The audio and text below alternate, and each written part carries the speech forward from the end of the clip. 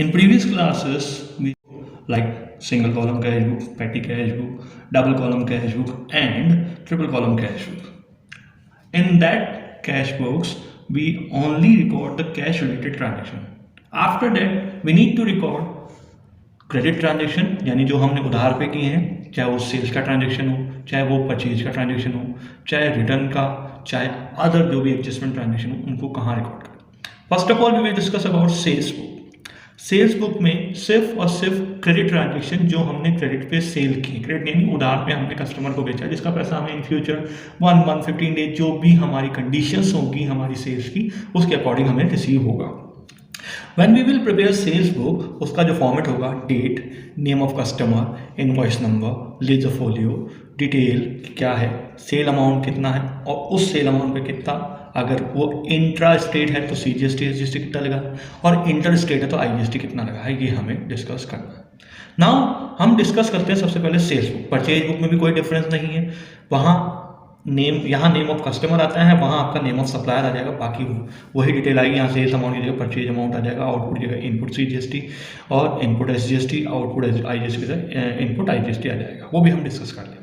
So first of all suppose हमने 2021 को 1 अप्रैल को हमने सुमित इलेक्ट्रिक्स को मान लीजिए 2 TV at the rate of 10,000 हमने सेल किया, ठीक है। इनवॉइस नंबर आप चाहें तो उसमें गिवन हो क्वेश्चन में तो डाल लीजिए, मान लीजिए 200 इनवॉइस नंबर हो गया आपका।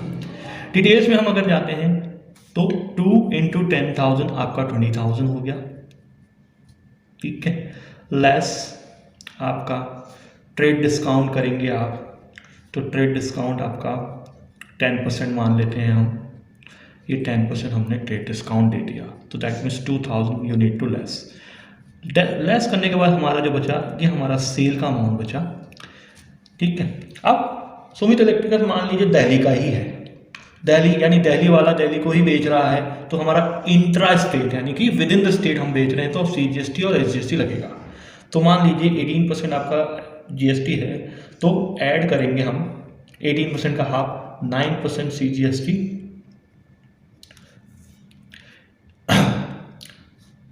तो 18 जब 162 होता है, दैट मीन्स आपका 1620 ये हो जाएगा, और 9% ही आपका SGST हो जाएगा,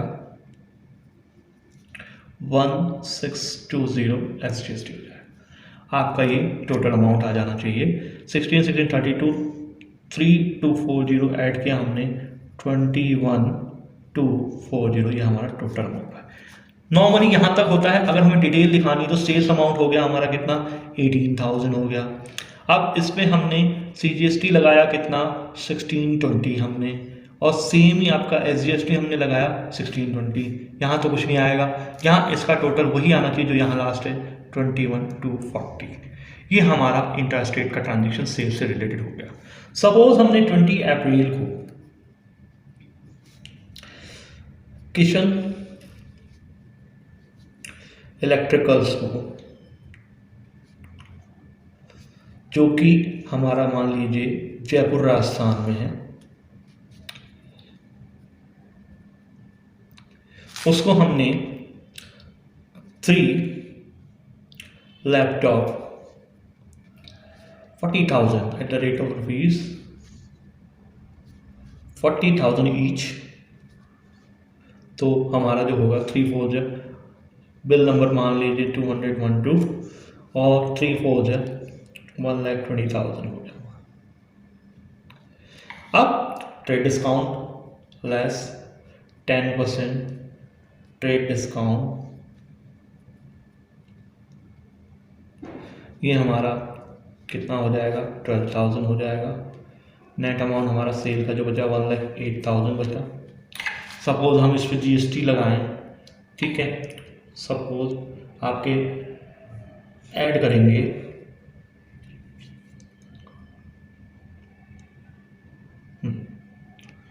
तो 9%, सॉरी हम मान लीजिए, क्योंकि ये हमारा क्या है राजस्थान से, और हमारी कंपनी दिल्ली में है, तो दिल्ली वाला अगर जयपुर राजस्थान को भेजे तो IGST लगेगा। सपोज हम 10% IGST लगा देते हैं, 10% IGST।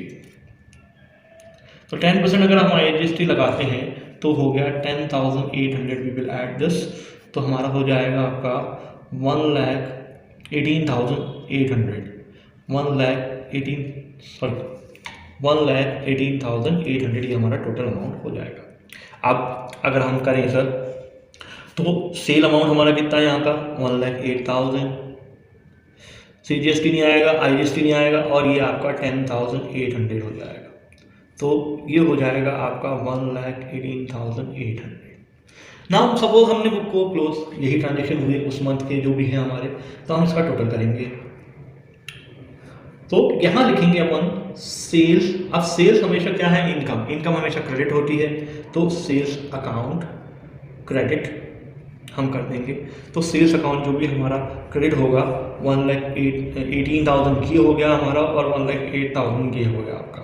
तो टोटल जो भी हमारा अमाउंट हुआ 1,08,000 ये और 18,000 आपका जो है। अब हमारा अमाउंट कितना टोटल होगा, सेल्स अकाउंट हमारा क्रेडिट होगा 18,000 एंड 1,08,000, दैट मीन्स 1,26,000। CGST का total 1620, output CGST account credit होगा।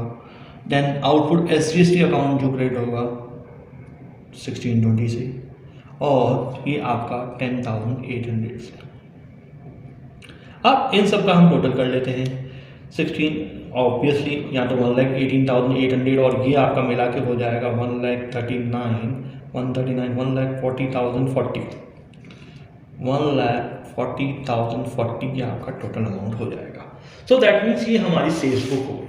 इसी तरह से अगर हम परचेज बुक बनाते हैं तो परचेज बुक में क्या होगा, आपका नेम ऑफ सप्लायर्स आ जाएगा, जिससे आप उधार पे यानी क्रेडिट पे गुड्स खरीदते हैं। गुड्स की बात कर रहा हूँ। सपोज कई बार कुछ ट्रांजेक्शन ऐसे हो जाते हैं कि अगर कोई इलेक्ट्रिक आइटम बेचने वाला है, अब इलेक्ट्रिक आइटम बेचने वाला जैसे टीवी बेचता है, लैपटॉप बेचता है, ठीक है, फ्रिज वगैरह यानी फ्रिज वगैरह बेचता है, अगर वो बंदा फर्नीचर बेचे तो वो हमारा सेल का ट्रांजेक्शन नहीं होगा, that is not sale transaction. इसने क्या किया है, एसेट सेल की है, और एसेट सेल की है तो ये हमारा जो एक और बुक बनेगी जनरल प्रॉपर्ट, जो हम नेक्स्ट क्लासेस में डिस्कस करेंगे, जनरल प्रॉपर्ट में आएगा आपका। So we will show in the journal proper. उसके अलावा हमारी जो दो बुक्स हैं, purchase, return book, the other name जिसका होता है आपको रिटर्न आउटवर्ड बुक्स भी कहते हैं। आउटवर्ड यानी जो बाहर का माल हम वापस भेज रहे हैं, जो हमने बाहर से लिया है, आउटवर्ड बुक्स। उसी तरह सेल्स रिटर्न जो होगी हमारी, सेल्स रिटर्न, उसको हम कहेंगे return inward book.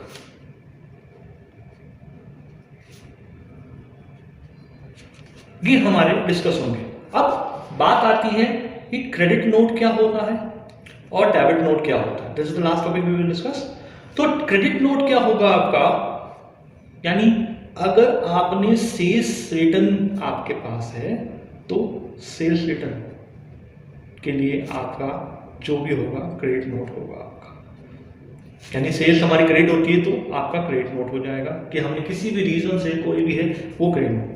Debit note क्या होगा हमारा, कि कोई भी परचेज किया हुआ माल है, हमने परचेज किया गुड्स, किसी भी रीजन से रिटर्न कर दिया फॉर रिटर्निंग, तो उसके लिए हम क्या करते हैं, उसके लिए हम डेबिट नोट बनाते हैं। उसमें ये लिखते हैं कि हमने इतना माल वापस कर दिया, सेंड द गुड्स, और उसके साथ रीजन लिखते हैं, तो ये आपका डेबिट नोट होता है। Next class we will discuss purchase book, और उसके अलावा as well as purchase return और sales return we will discuss. If you have any query you can ask from me and in the comment box.